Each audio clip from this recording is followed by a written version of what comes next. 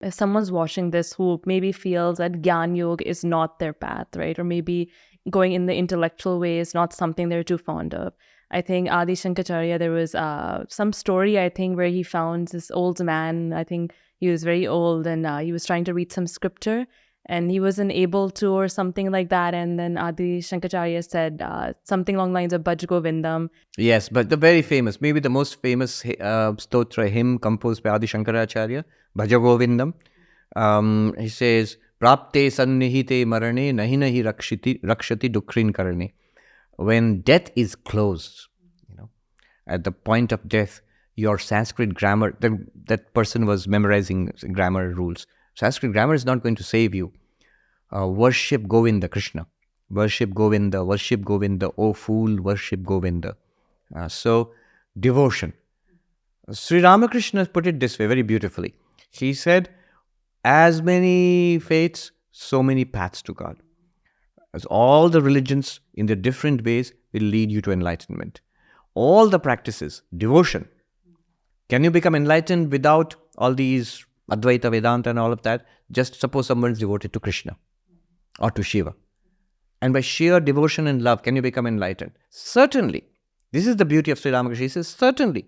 And the proof is that there have been so many saints in history, in our country, especially in India, but also in other religions and other parts of the world, who have attained enlightenment, God realization, whatever you call it, through devotion, and only through devotion.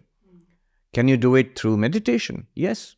If you take the Patanjali Yoga Sutras, they tell you the way to attain enlightenment, Kaivalya they call it. And at no point are they saying that this is supplemental, as Shankara would say, and after this you have to go to Shankara and then the direct path. No. If you see the Patanjali Yoga Sutra, they say it's a standalone text. You become enlightened by following this. So by karma yoga, by bhakti yoga, by dhyana or raja yoga, by jnana yoga, by one or more or all of these, be free. That is the whole of religion, spirituality, books, temples, doctrines, churches, they're all secondary details. They're all helps. But this attainment of spiritual freedom, this attainment of God, whichever way you put it, this is the goal. I think, Swamiji, I know you're just doing your job as a monk by spreading knowledge, whatever you learned from your guru, from your lineage. But I would just like to end this by saying that you don't know that the reason why millions of people across the world love you so much is because you evidently are not fanatic about just, for example, Advaita Vedanta being right and the only path. You're not here to say that, left to myself, I would love to be fanatic about Advaita Vedanta, because that's my home tradition, and it's something that I really appreciate, really love, and I'm really it's like very close to your it's very close to my heart. And however, I am a monk of the Ramakrishna Order, and I am devoted to Sri Ramakrishna, Ma Sharada, Vivekananda. There is no way of being fanatical, because they are so universal, and the tradition which stands behind them, all of Sanatana Dharma and Hinduism, you see, over the millennia, it has been so universal, so vast, so diverse. It's one culture with so much diversity.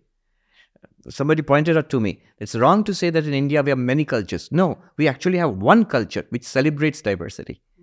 So how can you be fanatical? If you guys like this episode, please do subscribe for more podcasts coming your way. This would really mean a lot to me, because you subscribing would mean us getting more guests on the show and having more interesting conversations. I really appreciate your support. Thank you so much.